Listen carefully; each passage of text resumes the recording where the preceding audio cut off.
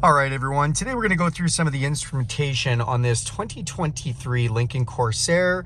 For 2023, Lincoln has done a bit of a redesign refresh. This will continue through to 2024. So if you have a 24, it should be very similar. Let's check it out. So this is a standard model with a few upgrades, but this digital display is standard on all of them. And you've got quite a bit of information in here. On the steering wheel, there are some buttons to control that information. So the first one is this one, and that just goes through these little side menu pages. So we can look at tire pressure, power distribution. We can go to a calm screen, which shows basically nothing. Trip one, and then again, back to your fuel economy. So the calm screen's nice if you don't like anything cluttering up your display. So you've got outside temperature. When we were in that basic screen, when I press that button, it does give us the speedometer rate in the middle with kind of a analog style speedometer with it as well, and shows you the exterior temperature as well as the direction you're going. And you can see what the mileage is on the vehicle, 168 kilometers on this one. The auto start stop is turned off at the moment. We can see the engine temperature there down at the bottom from cool to hot. Obviously it's cold outside right now, henceforth the 2 degrees. And then fuel mileage, we've got 96 kilometers distance to empty, as well as what we've got left in the tank. And that little arrow on the left hand side of that little gas pump tells us that the fuel cap is on the left hand side of the vehicle, so that's kind of nice. When we come onto the steering wheel, if we press this down, we will go into a settings where we can go into a display settings. We can go into some information screens, in which you saw that we had some of those screens triggered, so we could turn on or off some of those screens to give us a little bit more information if we wanted it to.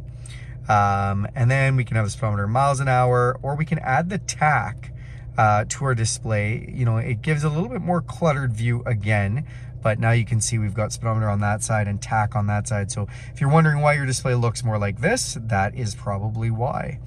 Again, if we press this button right here, it's now going to take those middle pages and show them right in the middle. And we can go back to the calm screen if we like. So I am just going to go in and turn back off that tach. It's because I like the simpler view. You can have a brake coach where it tells you, you know, how you're braking, if you're braking aggressively. Oil life, where it shows you the, if we go into it, how much oil is left, and you can reset that if you want. And then it's just showing us, you know, basic display here. So we've got us in the most basic view where it doesn't show us a lot of information, just bare minimal. So that gives you some of that information. Then on here, if we toggle up, it'll show us navigation, over show us music, and over the other way show us phone. So, you know, very quickly, if we just toggle these directions, we can show some of that information. So right now I'm in the navigation. If I get back out of there, if I go to phone, it would show it. Well, we don't have a phone paired right now, so it's not going to show us any information. Then we've got volume controls on here and stereo controls for changing songs. This is your cruise control button. You'll notice nothing is lit up here till we press that button, and then bam, we've got resume, set, so to speed up or to slow down. And then your cancel button, and everything's done from behind. You just press these buttons from behind with your finger, pull towards yourself. And then it's the adaptive cruise control, so it can slow you down or speed you up, and you can adjust the distance using these two toggles right there. You do have a voice recognition switch right here too, so that'll bring up the car's voice recognition, which they do use Alexa as their base recognition system, which is nice. This one has the heated steering wheel, so it feels nice and warm today on a cold day. Windshield washer fluid does have the automatic rain sensing wipers. So if it's at the very bottom, it's off. One tick up is on. Now it will sense automatic moisture. And if we want it to sense it faster, we can just move this. You can see more drops or less drops to how fast it reacts to moisture, which is nice. This is for your back window. And then if you pull towards yourself, you'll get washer fluid. Push away, it'll do the back wiper. On that side, we do have the signal light and headlights switches. Now I do like to show there's a little button on the end here, and that is for turning on or off our lane keeping system. So nice and easy to turn that on or off, which is super nice. We also have some paddle shifters for the 8-speed transmission behind here. So when you're wanting to, you can shift through all 8 gears like a manual transmission. Down on the side here, you will see we have our light control, so we can go from headlights on all the time, automatic, parking lights, or off. This is to turn up or down the lights inside the vehicle if they're brighter or dimmer. That's to open up our power lift gate. And then over here, our new screen that looks awesome. So a bunch of information in here. So this is the main screen, which you can always get to by pressing this little Lincoln sign. It'll bring that up. We can go into the audio, phone, there's a navigation. We can go into settings, features, and apps. Apps, not really something that's gonna have a whole lot of information in it. It's just gonna let you know if it's got Apple CarPlay and Android Auto, which they all have. It's actually wireless with the new Sync 4, which is really nice. And then mobile apps, you know, you've got the Lincoln Way. There's not really many apps that you'd need to access. Again, press this button to get us to home. Features brings us into a digital owner's manual, or we can go into driver assistance. Driver assistance is all of the safety features. It has auto hold, and anything you want to know about, you just press this little I and it'll tell you. Continues to hold the vehicle stationary when you come to a stop. Hold is released when you press the accelerator pedal. So if you put auto hold on, you can come to a stop sign, take your feet off the pedals, it won't go anywhere till you touch the gas. Kind of nice. Cruise control, we can select 3 different styles. We can have normal, adaptive, and when we have adaptive, if you turn on predictive speed assist, it'll actually speed you up or slow you down when it goes past the speed sign, using the camera to take a picture of that speed sign and then letting you know what the speed limit is and adjusting your vehicle. If you like to speed or go under the speed limit, you can adjust your tolerance up or down up to 30 kilometers an hour. So the speed limit's 100 kilometers an hour, you can be doing 130 when your cruise control sees that speed sign. Lane centering, when you have this on, essentially the vehicle can steer itself using the lanes. It's kind of like a semi-autonomous driving system. Again, if we press this button, it's going to tell us when adaptive cruise control on. It provides lane support to keep you in the middle of the lane. And that's in your cruise control. Then you can look at your speed limit assist settings, lane keeping systems, your pre-collision and braking systems, rear view camera delay, blind spot system, cross traffic alert, rear brake assist. A lot of people don't know what that is. If you're gonna back up and hit something, it might turn the brakes on for you so you don't hit something. And driver alert just gives you a warning after you've been driving for maybe an hour saying, hey, pay attention to the road. Go back in here. That was in our features settings. And then if we go into the settings menu, add phone, clock, go into navigation settings, personal profiles. You can set up radios and everything for your memory settings.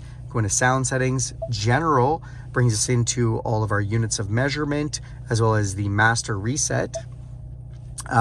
Vehicle brings us into things like remote start setup, 30-minute max idle. So if you're in a cold climate and you want it to idle longer than 30 minutes, you have to turn that off. Rear occupant alert, whether the seat slides out for easy entry, exit. Our serial number for our modem, window settings, wiper settings, liftgate settings, lighting, locks, mirrors, and to add a door keypad if you want. It comes with one, but you can add another one, which is nice. Backup start code. Now this is, you can actually put in a start code in case your key dies to start the vehicle with a passcode. That's pretty cool. Then as we come over, so that was in vehicle, you can adjust the lumbar in your driver or passenger seat. You can turn on your software updates for mobile updates as you're driving. Your connectivity, as it has a modem, you can actually vehicle hotspot. If you subscribe to the data plan through Lincoln, you can hook up to 10 devices, hotspot internet to them. Lincoln Personal Assistant, again, I think uses Alexa. 911 Assist, if you press that, will connect you to 911. And valet mode will turn off some settings and restrict some things if you were to let a valet person drive the vehicle. On these side menu options, if we scroll up here, just like your phone, oh, don't know why that's not working for me. Oh, I had to scroll down. It can just show us a couple different pages. You can see my heated seat is on, and I can actually level that down if I want, or I can just drag my finger. I like the animation that's on there. Or we could put on the air conditioned seats. My heated steering wheel is on. If we press the fan button, you can see how much fan we have. Wow, I can just hear that heated or air conditioned seat as soon as I put that on. And then you can put it to auto. So you have 3 different levels of fan speed for auto if we want. If we make any adjustment with the fan at this time, it will turn off the auto. Max defrost makes it as hot as it can and goes on the front windshield. And then you do have the rear mirrors and your rear window that'll come on with that. This is your air conditioning control. Turn that on or off. Dual climate control. So you can see we've got up and down, which is nice. And then if you do press this button here, it brings up the ability to set it to face, feet, or defroster all three at once. And when you do it, it'll show you a little animation of where that's going. We can press max AFE, we can recirculate the air inside, or if we want to match the temperatures, we just press dual and it'll match them up. Down here, engine start button, piano key style shifters. So we just put our foot on the brake, press reverse, and our camera system will come on, neutral or drive, super easy. Volume control here. This will navigate us to a parking lot if we want. So we press the park button and then we press this, and it basically will load up any parking that's found in the area. So I don't have any parking in this direct area, but if we were downtown, it might throw up some paid parking areas for us. This one brings up our camera system. So this has the around view camera, so you can see all around us. And if we press this little menu button, we can actually go front view camera, bird's eye camera, or backup camera, all from there. Four-way flashers, this is the engine auto off button. So if you don't like it shutting off at a set of lights, if it doesn't need the power, you don't like the feeling of that, you can just press this and turn that function off. Traction control, and then they have that max defrost button again right here quick. So you can either go here or there really fast to be able to put that on. Inside here, wireless charger, USB and USB-C hookup, drive modes. If we turn this, you will see we can go from normal to slippery, to deep snow and sand, or to excite or conserve. So those are all the different ways that we can change the engine particulars in the all-wheel drive system. Slippery works great when it's slick outside. And then this is your park brake right here. So you just lift up to engage it.